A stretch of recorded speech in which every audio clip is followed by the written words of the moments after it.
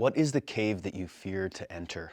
What is it in your life that you know you're called to do, that you know is the right path for you, that you know is the right decision for you, that you know is the right choice for you to make, but that out of fear, out of conditioning, out of a desire to be normal, out of a desire to not be different, to go along with the status quo, that you choose to hide from? These are really deep questions, and in order to live a truly meaningful, impactful life, and really to give the fullness of our gifts to the world, and that's critical to understand, is that you have a gift to give to the world that only you can give. You're the only one that can do it. And to not enter the cave and to look into yourself and find what that is, no matter what the cost, no matter how great the fear that you may face of bringing this gift to the world, you have a responsibility to all of us, to the entire planet, to evolution itself, to the cosmos itself, to give us that gift. And yes, it is always scary to go deep within and to look at the parts of ourselves that we may have judged throughout our lifetime, that we may feel are inadequate, that we may feel is not enough. There is always fear when we look deep inside of ourselves and step into the shoes that we're meant to fulfill in this world and rise to who we're meant to become. And the reason for that is because it allows us to grow. If there wasn't fear, if there wasn't risk, there would be no impetus to grow. There would be nothing to overcome. There would be no story. Life would just be flat and meaningless. But because we have fear and because we have challenges in life to overcome, it allows for this beautiful process of evolution to just unfold and unfold and unfold. Why is there fear around entering this cave? There's this interesting phenomenon in the universe that I've observed with pursuing a life that's different than what I was told is the way I should be pursuing life, or even things as subtle as asking for a raise, walking up to a beautiful girl that you want to talk to. Fear is at the center of all of our lives. Really, if you think about it, it's quite profound. Most people spend 90% of their lives just avoiding things they're afraid of. Just think about how significant that is. I bet you're like me in the sense that no one sat you down in your life and looked you in the eyes and said, okay, my boy, today I'm gonna teach you about fear and why fear is so prevalent and why we're so afraid of fear and how fear works. So everyone's running around for most of their life avoiding fear. Not even avoiding the thing that's going to cause them fear, but sometimes just avoiding the experience of fear altogether. There's this interesting phenomenon when I share with people what the experience of 5-MeO-DMT is. And this is not something I've talked much about on this channel yet, so I'll just say that 5-MeO-DMT is the most powerful psychedelic molecule on the planet, and it puts you into direct counter with the truth of existence itself. That is infinity, that is the infinite field of consciousness from which we all emerge. That is literally God. It puts you face to face with God. But there's a price that many people, not everyone, has to pay. I think at some point in their work with that molecule, everyone will have to pay the price, as speaking metaphorically here. And that is a direct encounter with fear, full-on fear itself. Now, I think everyone going into this experience needs to have full informed consent about the potential to have a direct encounter with fear. And it's funny, when I share that with people, instantly they get afraid. I'm telling them that they may be going into an experience where there could be some fear. And right then and there, they're afraid of the fact that they might experience fear. Super interesting. And I always tell them, I'm like, hey man, it's just fear. Why are you so afraid of it? It's just fear. You're just gonna feel some fear. So it's so interesting just how much fear there is around feeling fear, and the way we're just unconsciously going through life avoiding what we're afraid of. And this may make sense, right? Fear has its purpose, right? It's ultimately to keep us safe. But when fear and running from fear becomes chronic, when it starts to seep into all of the various aspects of our life, it comes at a tremendous cost. It comes at the cost of relationships, beautiful relationships. It comes at the cost of us not being able to help people that need our help. It comes at the cost of us sacrificing our truth in our life for the opinions of other people. It comes at the cost of us living with pain and fear and self-limiting beliefs for decades, sometimes entire lifetimes, people holding trauma because they are too afraid to look in and really feel and process the emotions that are stuck inside of them. This aversion to fear ruins a lot of lives. And in my opinion, in my research, in the nature of the life experience, I believe human beings will continue to incarnate into the same life circumstances in different lifetimes until they're willing to face the fear that has blocked them in prior lifetimes. Dr. Stanislav Grof, the pioneer of psychedelics and psychotherapy, a profound man. He's written many works on these topics. He coined the term coex systems. It's a little bit deeper than a complex, which is what traditional psychology would call an emotionally charged web of ideas and memories and experiences that guide people to do certain things in their life. Well, a coex system is different in the sense that a coex system is really lifetime to lifetime. It's deeper than just a personal complex that someone experiences in their lifetime. It's really encoded in the soul. If you look into Hindu philosophy, there's this concept of samskaras. These are the building blocks of someone's karma. And so karma is, to massively overgeneralize, it's what you carry into this lifetime that makes up who you are and the life experience you're going to have based upon prior choices your soul made in prior lifetimes. It's a loose approximation. And samskaras are the functional units that build up this karma. Well, to me, coex systems are like tightly wound into samskaras. It's like a higher unit of samskaras. So no matter how you slice it in life, you are here to process fear, to lean into fear, and to grow. And this fear is really a blessing because it gives us a challenge. It gives us something to fight for. It gives us something to overcome. And that is how evolution unfolds. You can look at all of the plants around this, everywhere in the world. And plants grow from stress. Humans grow from stress. Things evolve due to stress. So there's no way of slicing it. If you want to live your fullest potential in this lifetime, if you want to give the greatest gift you can give the world, if you want to be happy, healthy, and whole, and individuated, which means your own self-contained man, you have to embrace fear.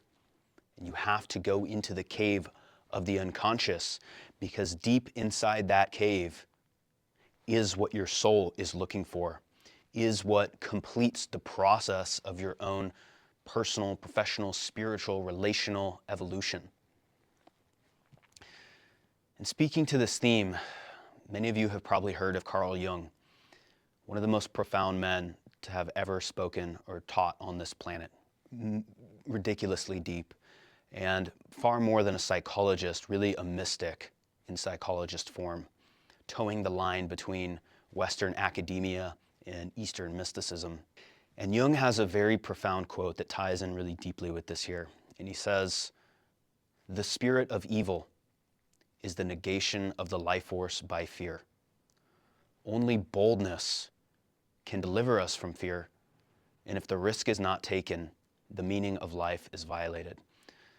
This quote hits me so deeply. It is so profound. It is so rich. It is so eloquent. The spirit of evil, as in that force that negates evolution, that perpetuates the sickness that we see upon the land, is the negation of the life force by fear. It means the flow of life is contracted. The evolutionary process is contracted. Energy stifles in the presence of fear. And everything halts, it stops, and we get stuck. Only boldness can deliver us from fear. We have to be bold.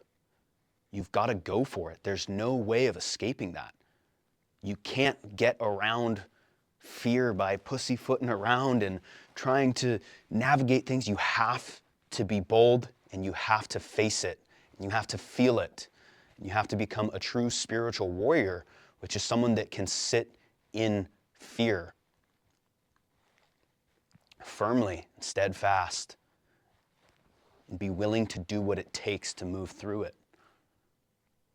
And if the risk, because there's a risk, it's risky. That's why there's fear. There's some sort of risk.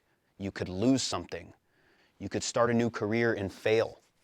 You could ask the girl out and she laughs in your face. You could start a new business and it can fail. You can show up differently to friends and family and they can judge you, they can reject you, they can shame you. So there's risk in doing this. But if that risk is not taken, the meaning of life, the flow of evolution, the continual unfoldment of consciousness evolving into greater degrees of self-awareness and greater degrees of complexity and novelty, it stops. And so long as we choose out of fear not to walk this path, we stifle the flow of evolution. And we're stuck. And our life becomes flat and meaningless. And ultimately, people that live this way, they have to self-medicate. They have to numb. Because the internal pain of not honoring their soul's calling will destroy them. And so they have to numb with fast food, with alcohol, with video games, with porn, with just running around, going through life, eating a sandwich. So, and that's what we see today. We see a culture of people asleep and not living their highest potential because they're stuck in fear. So here's a practical tip on how you can actually begin to overcome this.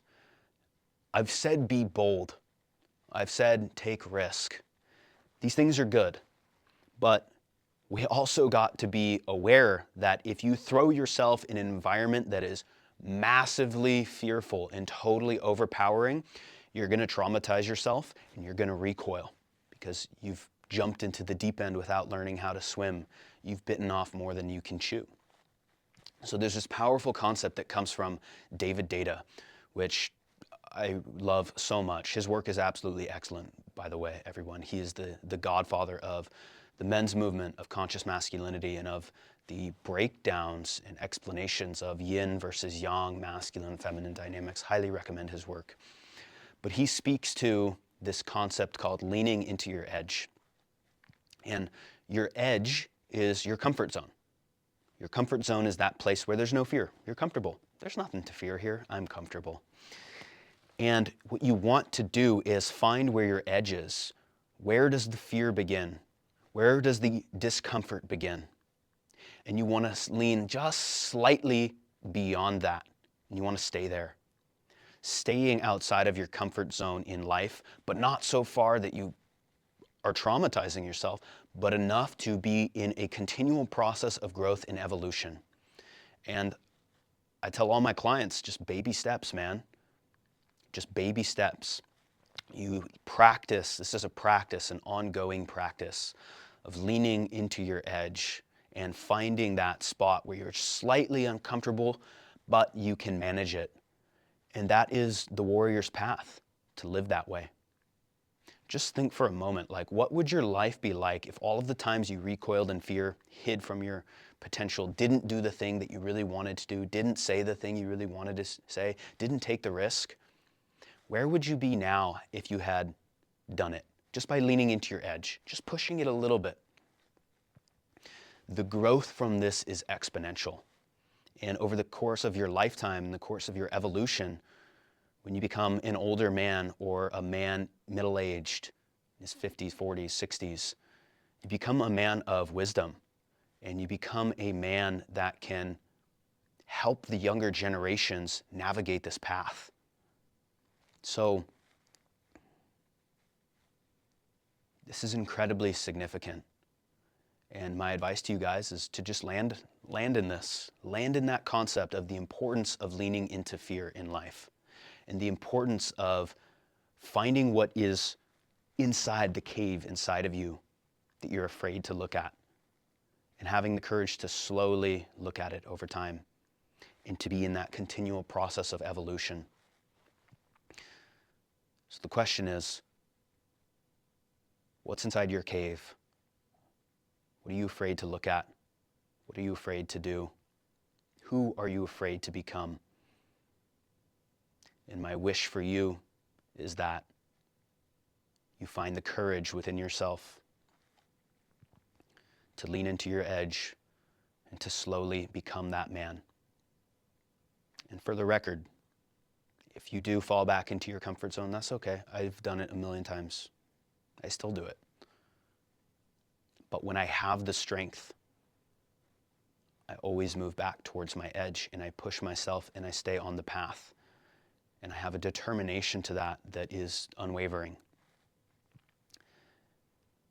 And because of that, I'm evolving at my own pace. I'd evolve faster if I stayed in my edge, but I am growing and I am evolving slowly but surely.